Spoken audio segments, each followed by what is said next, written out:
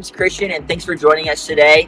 Before we get into the next part of our Daniel series, I want to remind you guys that next Saturday we have our giant Easter egg hunt, 10,000 eggs. So bring all your friends and family to come out to that. And then in 2 weeks, we have our Easter services at the AMC at 9 and 10:30. We'll have nursery services for both of those services for you guys.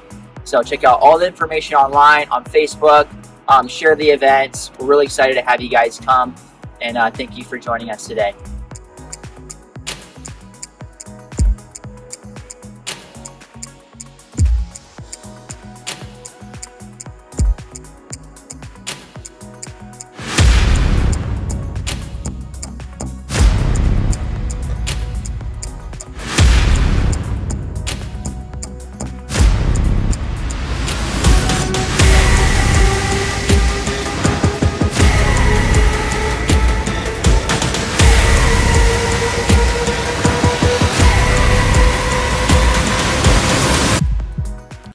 Have you ever seen a lion? You ever seen a lion maybe in the zoo? I was on a safari a number of years ago in Rwanda, Africa, and the truck that we're on is driving through, and all of a sudden on the horizon you see these big creatures just laying down. And they look like they're kind of lazy. They're just laying there sleeping, and the sun's shining on them, baking in the sun. And we get closer, and you start to realize that lions are not like your little kitty at home. They're not like all cuddly, and you don't really want to jump out and go give them a nice little cuddle. And I'm about to ruin some of your childhoods right now. If you grew up in the church and you read the story Daniel and the Lion's Den, and in your little kid's book, you open the book and you saw the story, and there's two things that usually are wrong in that story. Number one, Daniel was old. Usually in Daniel and the Lion's Den in the kids' book, it's like this young, strapping, courageous, big, muscly kind of guy. And Daniel was probably 80 plus years old. Now, I'm not saying you can't have muscles if you're in your 80s. But he was not like most of our kids' books make it look like. And then on top of that, if you look at the next page where Daniel's sitting with the lions, quite often it's like there's angels sitting there, and the angels got their arm around one lion here, one lion there, smiles on their faces. The little cartoon lion has a big smile, and lions are ferocious. They're mean. Lions are dangerous. And so as we read the story of Daniel in the lion's den, don't think that it was a cozy little time that Daniel had sitting there in the lion's den. Sometimes we carry things that we learn in childhood, and in your minds, if you don't cognitively think it through, you can fall into the idea of like, oh, it was a fun, happy little time. No. Daniel in the lion's den is a story about terrible things, but a God who showed up, a God who is sovereign. Chapter 6 in our series about Daniel, it has the story of the lion's den, but it doesn't start with the story of the lion's den. It starts with a new king, a new empire. Darius is now king. And we've been in this series about Daniel, and we've been really saying this statement and really wrestling through what does it look like, how to live for God in a hostile environment. Now, I think you'd agree that Daniel found himself in a hostile environment. I think Daniel actually experienced two lion's dens experiences, and we'll talk about that in a second. But in this series, what we've been saying is how to live for God in a hostile environment involves two different things. One is how not to be influenced by the world we live in, and how to be an influence for Jesus despite our circumstance. These are the two tensions that we're kind of wrestling through, because we all experience a hostility in our spirit, in our everyday life when it comes to being faithful. Because we have an enemy, the devil, that he doesn't want us to stay faithful to God. And he tempts us. And there's different scenarios in our lives, and maybe today you're sitting here and you're like, oh no, I'm going to have to address that thing that's been tugging on my heart. That's called conviction. And God does that sometimes. And no, I don't know everybody's stories, but God does. And those things that you're convicted about, you need to wrestle through and put it through the lens of what it means to be faithful. So this is our call as Christians, to be faithful to God. And what I love here is Daniel was 80 years old, but God wasn't done with Daniel yet. Sometimes we can believe the fallacy, the lies, that age, once you hit a certain age, you're not useful anymore. People think that. Churches, people go, well, I'm just an old person. What can I do? Age doesn't determine your usefulness when it comes to God. God doesn't look and say, all right, so you're too young, you can't do this. Or you're too old, well, back in your heyday, yeah, you'd have done a great job, but you've got a few years on you now. In our world, we put a lot of responsibility on like high school through retirement age, before retirement. A lot of responsibility. And we see that, we're like, oh, those are your working years, your useful years. Maybe you don't always hear it that way, but cognitively, a lot of people think that way. When I look at this and how old Daniel was, I can imagine Daniel being like, all right, God, can I get a break yet? I'm old. I just want to relax. But God wasn't done with him. I need you to hear this today, because whether you're young or old, God has a plan for you. And he has a purpose for you. And I want you to hear that, because I want you to believe and to know that God is not done with you. Don't believe the lie. That's a temptation from the devil to be like, well, I'm too old, I'm too young, got too much going on in my life, my family has enough issues of my own, I don't know what I can do for God. God does. So don't believe it. Our memory verse for this series is found in Philippians chapter 1, verse 27. So let's read this out loud together and put that on the screen. Let's read it out loud together. Whatever happens, conduct yourselves in a manner worthy of the gospel of Christ. Great verse. This is the last week of the narrative of the story of Daniel. Next week, we're going to finish our series as we look at the second half of the book of Daniel. And it's going to be a little scary for some and exciting for others, because it's about prophecy, imagery, and times. And in the second half of Daniel, some people are like, let's just skip over that bit. But if it's in the Bible, we're not going to skip over it. So we're going to look at it. We're going to talk about it. And I'm excited for next week. But today, we end the narrative part of Daniel's life. Daniel's lived a pretty full life, don't you think? He had a lot going on through his years. And like I mentioned, the context today is there's this new empire. Remember, the Babylonians are long gone, and the Medes and the Persians are in control, and this King Darius comes in the picture. And he's doing what every good leader does. He's taking stock of what he has. You ever had a transition at work? Maybe you're a new employee, and you come in, and hopefully you're at a good place where the person transitioned well out of the job. They've got a binder for you, and they're like, hey, here's everything you need to know. Has that ever happened? No. Usually you get there, you're like, what incompetent person was working here before me? That's usually what we think, right? Even if they weren't, even if things are in order, there was no one there to explain it to you, so it looks like a mess, and you're like, what on earth am I supposed to do? And then you've got the dynamic of a new job, new relationships. And whenever you get a new job, or you go to a new school, or a new friend group, you start to look around and you're like, who can I trust? Who's the go-to person? Who's the goody two-shoes? Who's the one that I'm going to have a lot of fun with? Who's the one that kind of bends the rules a little bit? But it's okay, they didn't break the law. Well, it's more to breaking the law than just breaking the law. Who can I trust? And that's what Darius is doing right here. So Darius is in a new role, new empire, and he is looking at everything he has, and it's a lot. And so what he does is he puts things in order. And that's what we're going to see in verse 1. It pleased Darius to appoint 120 satraps, rulers, to rule throughout the kingdom, with 3 administrators over them, one of whom was Daniel. The satraps were made accountable to them so that the king might not suffer loss. Now Daniel, so distinguished, I love that. I hope that's what people say about me. So distinguished. What a great word. He so distinguished himself among the administrators and the satraps by his exceptional qualities that the king planned to set him over the whole kingdom. So the king's a pretty good leader, right? He's like, I can't bottleneck this. I can't control everything. I can't see everything. Be everywhere all at once. And so he sets up this leadership structure. We got these 3 leaders, which Daniel is number 1, then these other ones, and then all these 120 leaders to look after the whole realm.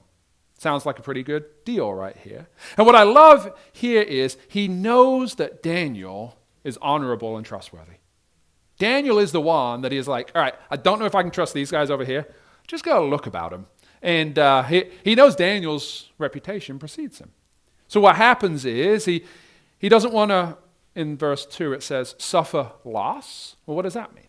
Well, whether it's incompetence or theft, any time that you have a big empire, a big leadership structure, there's people in leadership that like to kind of cipher off a little bit of the profits, the government money, and line their own pockets. And this is what was going on. The other leaders were dishonest and greedy, verse 1 and 2. And so Darius is looking at this, he's like, okay, can't really trust these guys, but Daniel, oh well, he's a trustworthy guy. All throughout Daniel's life, he'd shown that he was faithful, honorable, and trustworthy. Would people say that about you? They did about Daniel. He couldn't be bribed. We'd seen that, remember? He said, okay, king, you can keep all of your gifts, bribes, and give it to all your other guys. I don't need them because I'm just going to be faithful to God. Daniel couldn't be bought, couldn't be bribed, and he'd proved himself over and over again. And now when he's old, the king knew he could trust him. I think that quite often wisdom does come with age, but that doesn't mean all old people are wise. It's a choice. Just remember that. Daniel had proved it. And dishonest people hate it when there's a goody two-shoes. When there's someone who's honest, because they can't do what they want to do. Daniel was the one guy that stopped all these other leaders from being able to steal and siphon off the wealth to have a good life. Usually doesn't end up for the one good guy, does it? Well, if you watch the movies, it doesn't. But Daniel, he was in the way, and he wouldn't let these guys do what they wanted to do. And so whenever there's someone in the way, these guys, he's got to go. Let's get rid of him. Now I want to draw 4 observations from chapter 6 today. The first one is this. Integrity means we live righteously because of Jesus. Verse 4 says, at this, the administrators, the satraps, tried to find grounds for charges against Daniel in his conduct of government affairs. But they were unable to do so. Wow, what an honorable guy. They could find no corruption in him because he was trustworthy and neither corrupt nor negligent. It's good to notice right here, right? Corrupt, he's not stealing stuff, but also he's not negligent. He's not letting other people steal stuff and just being negligent and misusing stuff. He is above reproach. Couldn't find anything wrong with him. Finally, verse 5, these men said, we will never find any basis for charges against this man Daniel unless it has something to do with the law of his God. Oh, these schemers. They're at it, aren't they? If people want to do something evil, they're going to try. They're going to find a way. And Daniel, he's in the middle of this, and I think that this is the first lion's den that Daniel enters, is the other leaders that he's working with.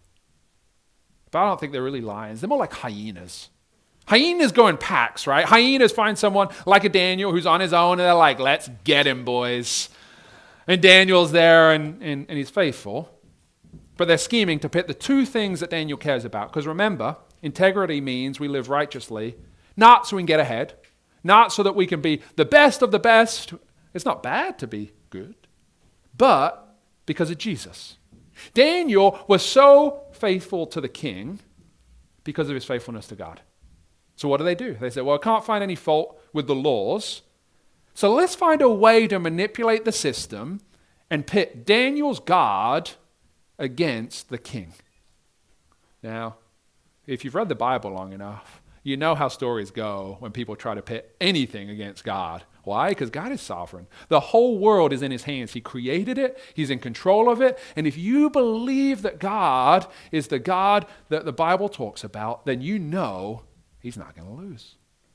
But they tried, and they're scheming, and so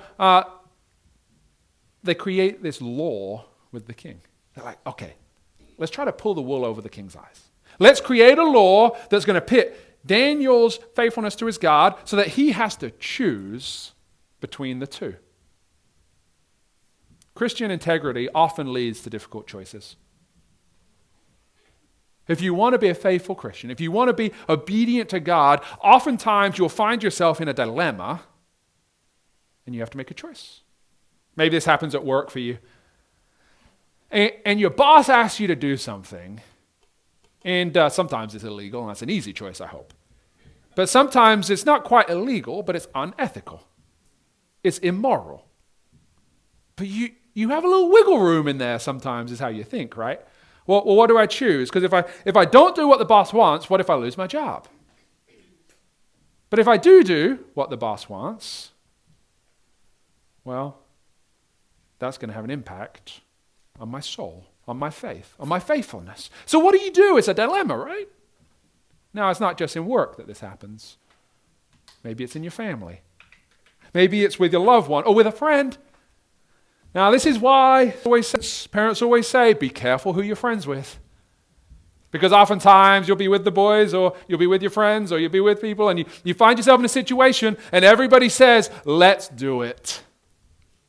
And that little niggling thing inside says, oh no, this is why my parents said, don't hang out with these guys. And we laugh and we joke, but in those moments, the whole world feels like a ton of bricks on your shoulders. It's a dilemma. Christian integrity often leads to difficult choices. And the devil tempts. Why be true to God? He just wants to withhold the goodness, is what the serpent's trying to tell Adam and Eve in the garden, right? Just eat the apple. Did he really say don't eat that apple from that tree? Doesn't it look good? Oh. Which variety of apple do you think it was? Golden Delicious? I don't know. Besides the point. God says, be faithful.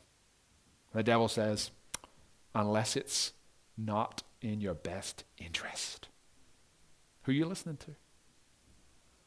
Daniel's choice was godly and potentially die, or ungodly and live with terrible consequences. Losing that faithfulness to God, the witness. This is what got the Israelites in this problem in the first place, remember? They lived unfaithfully and worshipped idols, and God said, enough's enough. You're going to be conquered. And Daniel has shown over the years that he was faithful. This is why his age matters. Because this wasn't a one-off situation for Daniel. This was a continual temptation. I think we need to remind ourselves that as Christians, we will continually be tempted. We're living in a world that wants nothing more than for you to give in, throw your hands up and say, well, I used to be a Christian. Now I do what I want. Be faithful. And then we see in verse 6, it goes on to say, so the administrators, the satraps, the hyenas went as a group to the king and said, may King Darius live forever. The royal administrators, prefects, satraps, advisors, and governors have all agreed, false. Daniel wasn't there, so Daniel didn't agree, and he was in charge. And have all agreed that the king should issue an edict and enforce the decree that anyone who prays to any god or human being during the next 30 days, except to you. See what they're doing here? Kind of buttering him up. They're trying to say, oh, let's use a little bit of flattery, and we'll put a few lies in there too. Because this is what flattery and lies does. It feeds pride. And the king, he's like, oh, I am pretty good. Oh, I am in control. That sounds good. Thanks, guys. Thanks for noticing. I've been trying a little harder recently. No.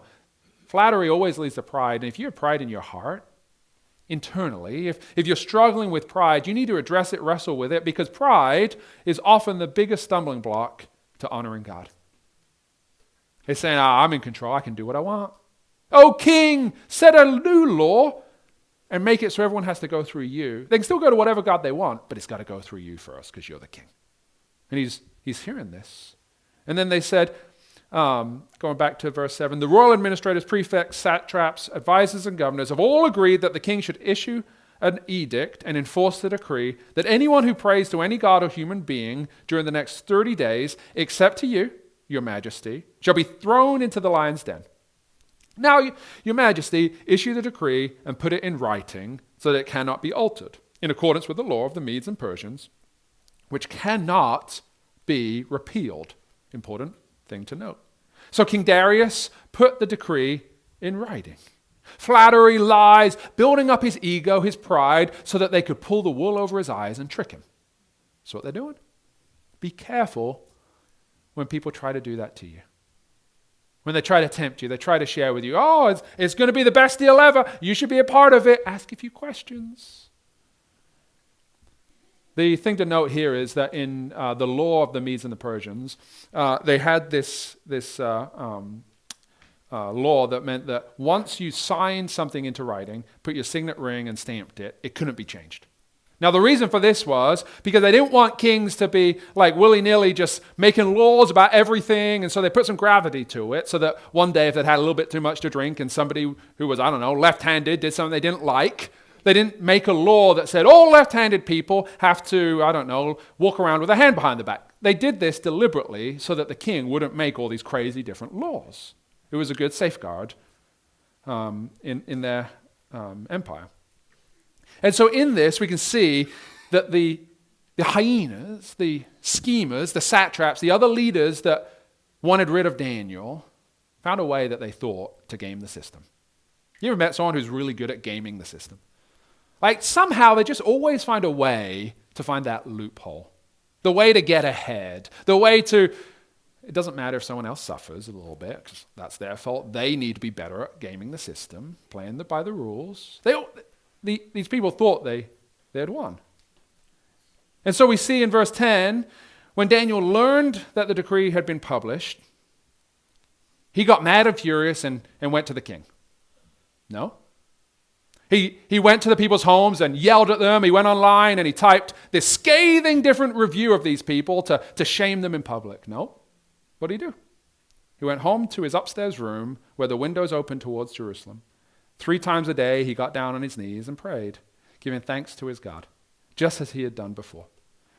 Then these men, what I call hyenas, went as a group, because that's what they do, and found Daniel praying and asking God for help. You can just imagine these other leaders in that moment, right? How many days must they have been scoping out Daniel's house, waiting? Like, is he going to pray today? Oh, of course he is. He prays every day. And they get there, they've schemed, and they're like, yes, finally we found it. The thing that's going to destroy him. Oh. So how did Daniel react? Well, he didn't panic. In fact, he didn't really react like I probably would to the scenario, or like maybe you would to the scenario. He didn't run around and call his friends and be like, hey, can you believe what just happened? I've done all this for the king, and now he signs this into law? All these co-workers? Oh. Johnny's at it again. You should have seen what Susie said today. You should have seen what Brad did to me when I was in the break room. And that's how we think and how we act and how we react. Not Daniel. Daniel had formed this godly habit over years. So that no matter the circumstance, no matter what happened in his life, he continued to pray. Verse 8 of chapter 1, we see that Daniel said no in the small things, so that when over the years he came to big trials and troubles in life, he still said no. And this is what God does. God says, wrong is wrong and right is right. That sounds like the silliest thing ever to say on a stage. Wrong is wrong and right is right. But in our day and age, we have to state that. There's no gray area when it comes to being obedient to God. You're either obedient or disobedient. You either follow his truth or you don't follow his truth. There's no wiggle room in it. And Daniel knew this. But he didn't panic. He didn't react. He went and prayed. This is the thing with courage that I really think is important to know in the third observation. Courage is an habit, not an act. If I was to write the story of Daniel in the lion's den, you know what I would have probably written? I'd have started with the lions, because I think that's a good kind of hook, right?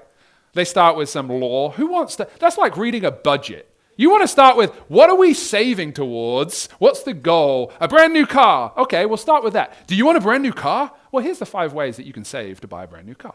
Like, it kind of makes it a little more fun. I'd have probably started off with, Daniel, a courageous man, muscles and strong. He was in a tough situation. Thrown in a lion's den, he wrestled those lions, got them both in a chokehold. waited till they tapped 3 times, and he won. That's not how the story goes, is it? God is in control, and God gave Daniel courage. Not bravado. Not, I am going to fight. No, he gave him habitual courage through prayer. Daniel didn't deviate from his daily routine. He spent decades praying 3 times, facing Jerusalem through an open window. I love that, because he believed that God is in control. And if God is in control, then he is the person that I want to go to, because he is the one that has the answers. I don't know about you, but if there's a sound that happens at night when I'm in bed with my wife, I'm the one that has to go check it out. And it usually goes like this. I sleep pretty hard, and it usually goes, hey, did you hear that? No. Did you hear that? No, I didn't hear anything. And then my dog's head pokes up, and my dog's looking scared. I'm like, oh no, that means there was a sound, because if the dog hears it. And so I muster up some courage. I don't know why we invented basements, because at night, I don't ever want to go into a dark basement. I don't know why we invented basements. I'm sure there's other good reasons, but I turn on the light, and I'm like, hello? Anybody down there? I know you all do this. You're judging me, but you all do it.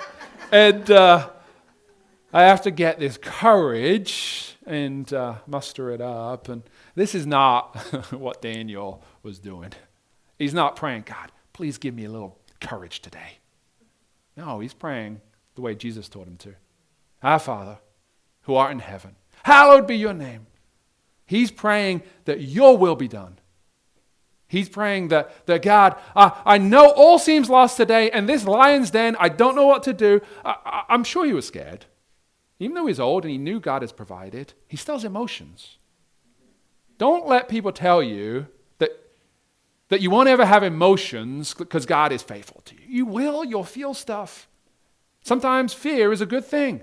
I'm afraid of putting my hand in a fire. That is a good fear. Why? Put your hand in fire and come back and tell me why. But are you driven by fear? Because when you believe that God is sovereign, he's in control, that he has conquered death, that through his son Jesus we have eternal life. We have the opportunity to be forgiven, so that no matter what circumstance we're in today, no matter the trials, no matter the habits, the hang-ups, the addictions, no matter the relational issues, no matter the trauma, no matter what's going on, God still wins. He is still with you. He shows up. Courage is a habit, not an act. And it was a habit that Daniel had formed over many, many, many years. 3 times a day. How do you react to trouble in your life? And I ask it as a understanding that trouble will come, because it will. Sometimes we think, I became a Christian and God will protect me no matter what. Oh yeah, God will be with you no matter what. Sometimes things happen and you get hurt. Well, you say that God loves me. Well, why on earth would he let that happen? Good question. But God does love you.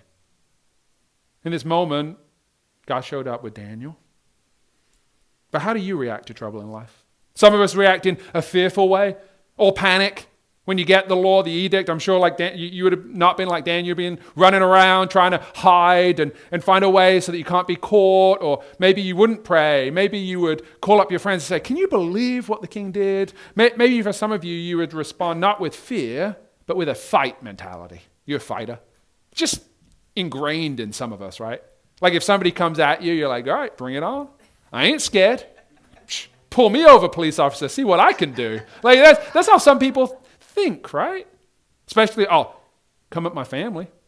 Mama Bear's coming out. Some people respond with fight. Other people respond with just a forge ahead mentality. I'm just going to grin and bear it, move forwards. If I close my eyes long enough, it'll all disappear. Imagine what it'll be like when I'm done. Oh.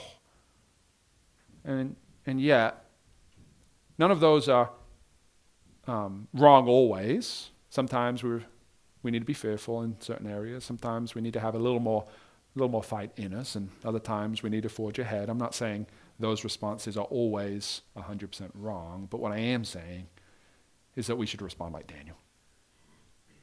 Building a habitual act of prayer, going to the God that is in control, the God that can answer, the God that can provide, the God that knows what you need, when you need it, and how you need it.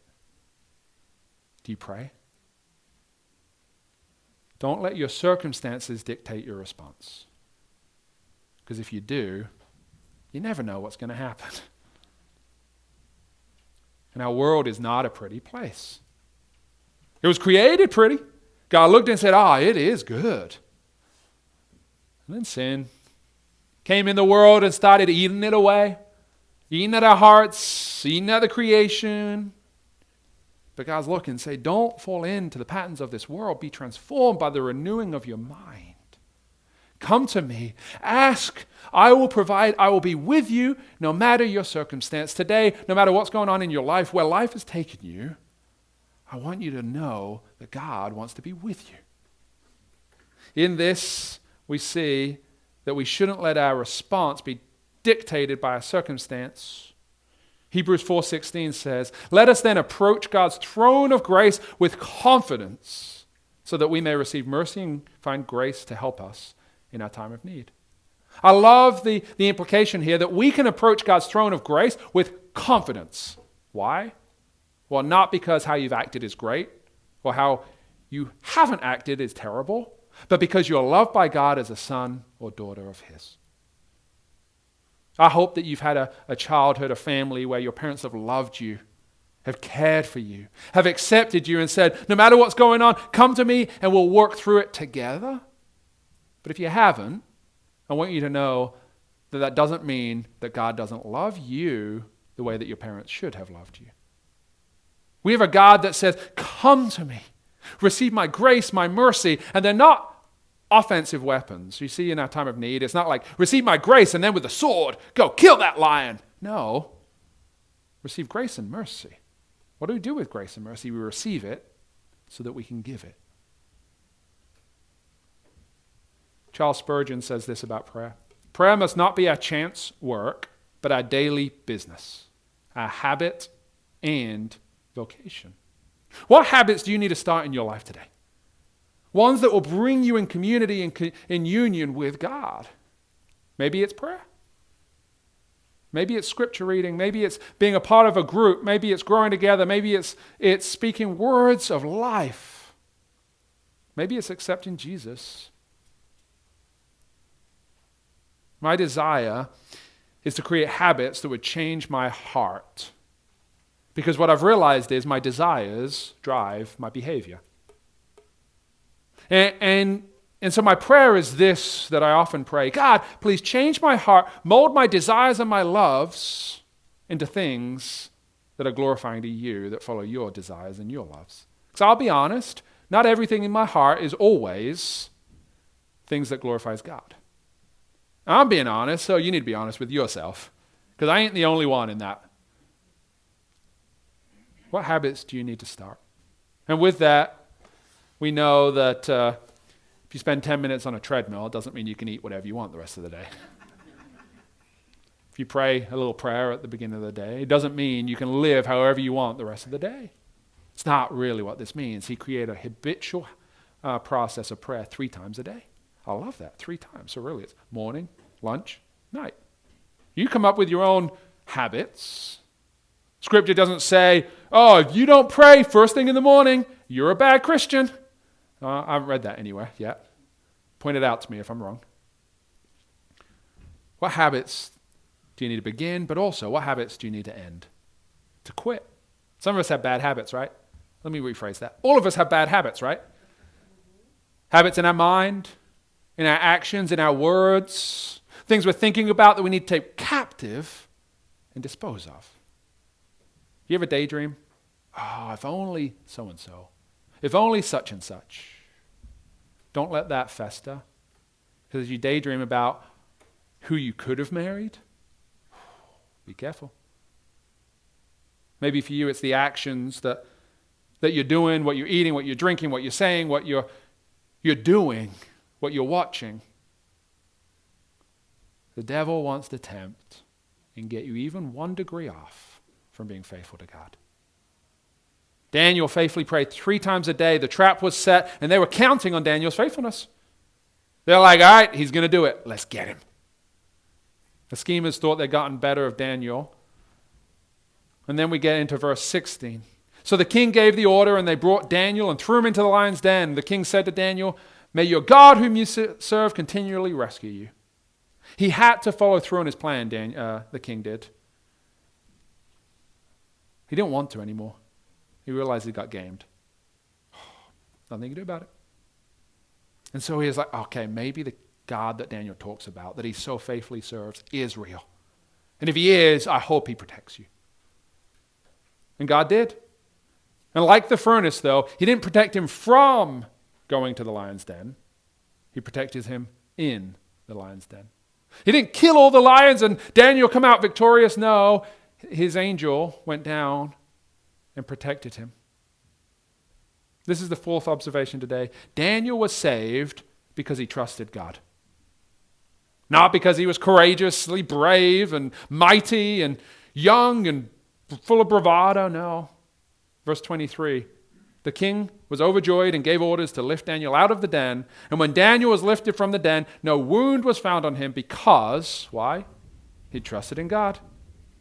This is true for you today. If you trust in God, you too can receive the providential protection in your life where God will show up. Now, we live in the world. I'm not saying that you won't get hurt or you won't be upset or things won't happen or trauma and things like that. That's not what we're saying. Daniel still had to spend the night with these lions. Do you think he had some dreams the next week, the next year? Do you think where he would see a lion, he would be taken back to that moment? Probably. But God delivered him. Verse 24 is horrific. The king, at the king's command, the men who had falsely accused him, they're thrown in, them and their families. And this is not from God. This was the king taking over. Pride. But it did show us something in this story.